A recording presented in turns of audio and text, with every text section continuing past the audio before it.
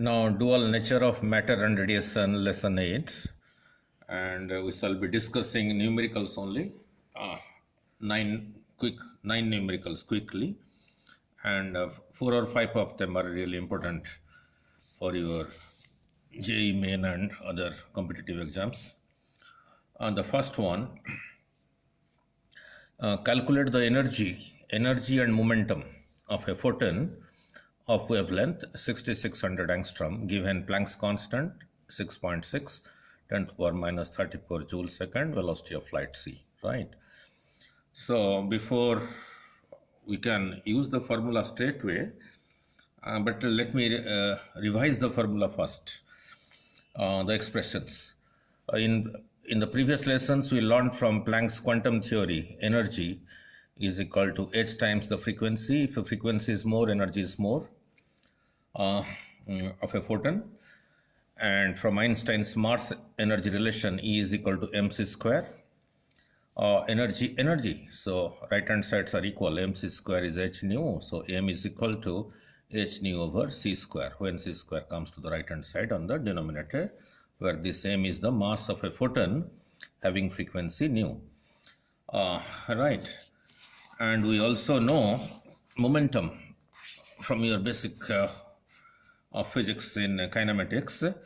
Momentum is mass into velocity. Symbol for momentum is p. Mass h nu over c square. Photon velocity, that is c. One c cancels, so we are left with h nu over c, right? Momentum is h nu over c. And velocity is frequency times lambda. So nu cancels, we are left with h over lambda. So your energy is equal to h nu and your momentum is h over lambda, right? So let us use the values straight away. In the question we have asked to find out the energy and momentum when lambda is given. So the energy will be h nu hc over lambda, because frequency is not given, so I have to convert frequency to lambda, c over lambda. H constant, c constant, value of h, value of c, lambda is given 6600 angstrom. So I convert that to meter, 10 to the power minus 10. So this comes out to be this many joules. But in this topic, dual nature of matter and radiation, we need to express energy in terms of electron volt, right? So you can express this in electron volts by dividing this with 1.6 into 10 to the power minus 19. You can do so also. Then coming back to the momentum we just derived. P is equal to h over lambda. H is a constant given, Planck's constant, lambda is given. So that comes out to be 10 to the power minus 27. Momentum is mass into velocity. This is the unit of mass, this is the unit of velocity. So kg meter per second. It's not very important, numerical. Let us go to numerical number 2. Important. This is important. Now what it is? Monochromatic light. Monochromatic means of single wavelength of a frequency 6.0 into 10 to the power 14 hertz. There is a source of light having this frequency is produced by a laser beam. The laser beam is producing laser light of this frequency. The power emitted is 2.0 into 10 to the power minus 3 watt. Then what you have to calculate, what is the energy of the photon of a single photon, not all the photons.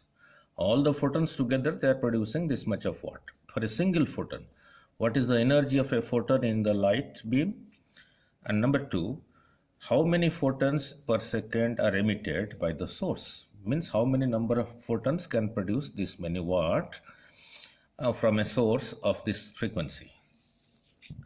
Now given nu is given 6.0 10 to the power 14 hertz. Momentum is power, not me. P here is power, is given 2 into 10 to the power 3 watt. We know energy of one photon is h nu, and since the frequency is given, h is a constant, I multiply h with frequency, so I arrive straight away at the energy of a single photon, 3.98 10 to the power minus 19 joules. Now to convert it into electron volt, I have to divide this number by 1.6 into 10 to the power minus 19. So I divide this by 1.6 in 10 to the power minus 19. So the answer is in electron volt, that is 2.49 electron volt. Now then, coming back to number of photons produced per second, total number of photons. We know power is equal to energy over time. Let n number of photons are producing this power. Now energy of a single photon is h nu. If there are n number of photons, so it will be nh nu. So this is the total energy of n number of photons produced in time t. So total energy by time t is nothing but your power. I keep n by t, number of photons per second, in bracket. I keep h nu away from it, right? So I bring n by t to one side. So the power here goes to the right hand side. So it's get divided. So your n by t, h nu comes to the left hand side, n by t remains here. So power over h nu is the number of photons per second. So what you have to remember is power divided by energy of a single photon is the number of photons produced per second.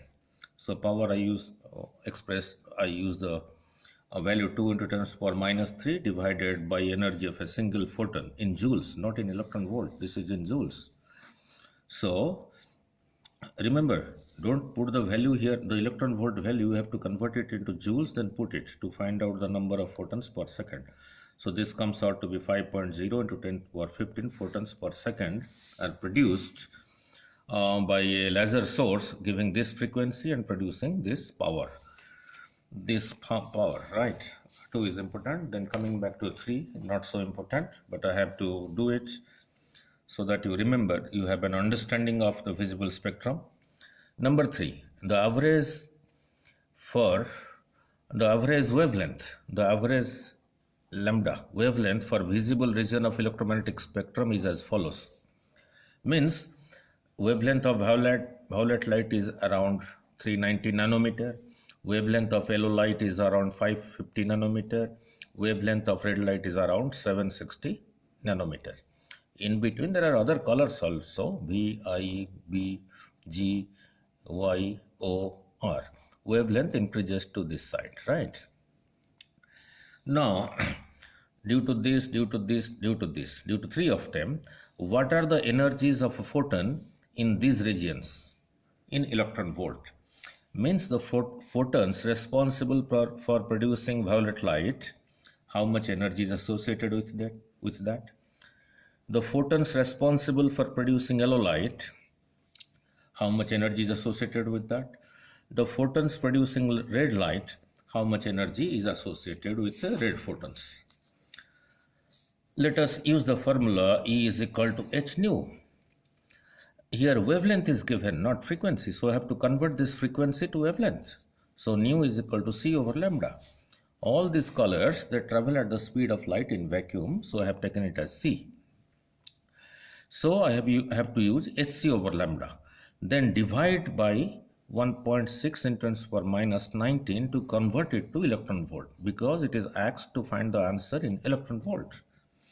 So energy due to violet, so is equal to hc over lambda. hc divided by lambda, 390 nanometer to convert nano 10 to the power minus 19. Then I have to convert it to electron volt. So I have to divide this expression by 1.6 into 10 to the power minus 19. So this comes out to be 3.19 electron volt. Similarly, if you do it for yellow and red, this comes out to be 2.26. This comes out to be 1.64 electron volts. So what is the conclusion? Look, the energy associated with red light is less. The energy associated with violet light is more. Means photons producing red light has less energy than photons producing violet light. Less the wavelength, more is the energy. Wavelength decreases to this side, increases to this side. Violet has more energy as compared to red. So similarly, if you go in the electromagnetic spectrum, which I discussed in previous lessons, the gamma ray photons has the highest energy, right? But that gamma ray is not visible. Here I am talking about the visible light, red, yellow, and violet. Now then, coming back to another one, important. An electron, an alpha particle, and a proton have the same kinetic energy. Which of these particles has the shortest wavelength? So let us do a new formula for you. Momentum P is mass into velocity, kinetic energy is half mv square. This is the expression for momentum, this expression for kinetic energy. The symbol for kinetic energy is K, the symbol for momentum is P. Let us see how P and K are related. Let me write it like this. P is equal to square root of 2mk. Let us see whether this is correct or not. This is an important relation. Let us begin with the right hand side. 2mk square root of that. Check the right hand side. 2mk square root of that, where m is mass of the body, k is the kinetic energy. 2 mm kinetic energy, half mv square, half cancels. M into m square v square, m square v square, square root of that is mv. That is same thing as momentum, that is the left hand side. So this expression is correct. P is equal to square root of 2mk, kinetic energy. Now, then let us go back to the de Broglie wavelength. We derived in de Broglie wavelength, momentum P is h over lambda. So cross multiplying this, lambda is equal to h over P. H is constant. H is a constant. Now for momentum P, we can use this expression 2mk square root of that. So your lambda is equal to h over, for P, I write 2mk square root of that. Why I am using this expression? Because in the question it is given all of them have the same kinetic energy. So I have to reduce this lambda to another equation, that is h by, instead of writing P, I have to introduce kinetic energy a symbol. So lambda is h over 2mk square root of that. Now look at this expression. This expression will be used for electron, for alpha particle, and as well as for proton, not photon, proton. So this expression will be used for three of them, electron, alpha particle, and proton. It is given they have the same kinetic energy, h is constant, 2 is constant. So only factor we are left with is m. The mass of electron, mass of alpha particle, mass of proton are not same. So from this expression we conclude lambda is proportional to 1 by 1 over square root of m. Means more the mass, less will be the wavelength, because it is in the denominator. Now, because it is in the denominator. Now look at, this symbol stands for mass of electron, mass of proton, mass of alpha particle. If you take mass of electron as unity, then proton is 1836 times heavier than electron. So 1 is to 1836. And alpha particle is 4 times heavier than this proton. So 4 times 1836. So here the mass is more. So if mass is more, lambda will be smallest. And this is for your alpha particle. Therefore, lambda is the shortest for alpha particle, lambda. If all of them have the same kinetic energy, then the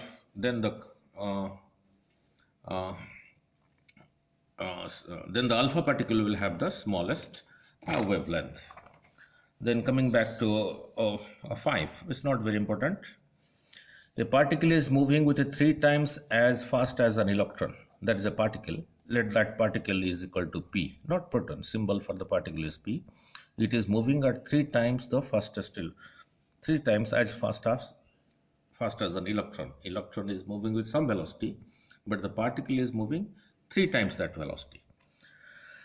Then the ratio of the de Broglie wavelength of the particle to that of the electron is given as this. The ratio of the de Broglie wavelength is given. Means lambda of the particle by the lambda of the electron is given. Calculate the mass of the particle, then what is that particle, and identify that particle. Given mass of the electron is this much, 9.11 into 10 to the power minus 31 kg. Very simple.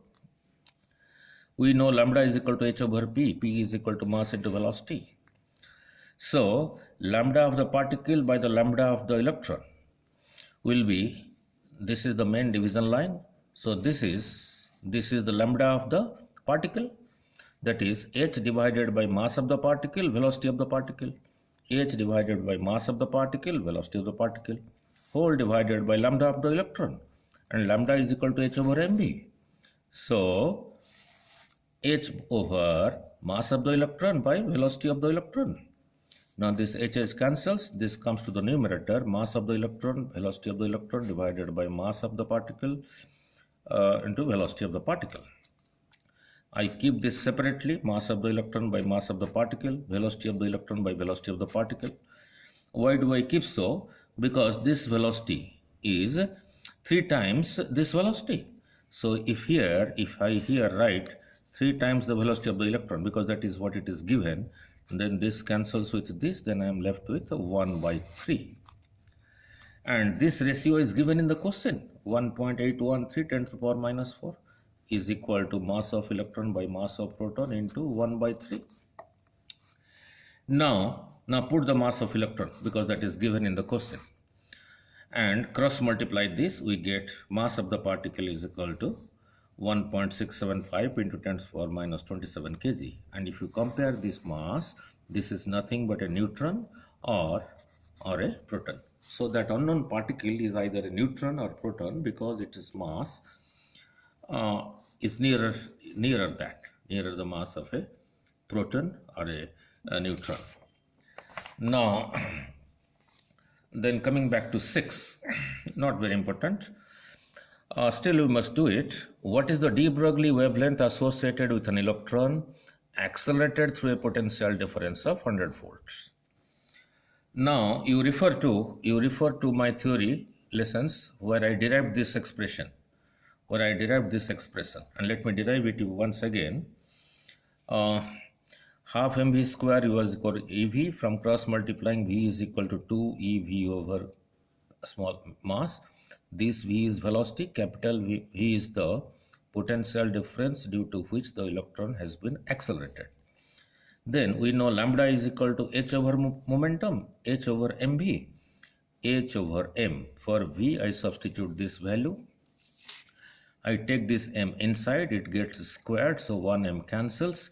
So I am left with lambda is equal to h over 2 mev. If you put the value of h, value of mass of electron, value of charge of electron, then we get a standard number. Lambda is equal to 12.27 divided by square root of v. This v is not velocity, potential difference. If you use this formula like this, then lambda is in angstrom. Now it is given, it is accelerated through a potential difference of 100 volt.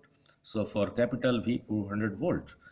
So lambda is equal to 12.27 divided by square root of 100. That comes out to be 1.227 angstrom, right? 6, then 7. Now, important. A particle is dropped from a height h.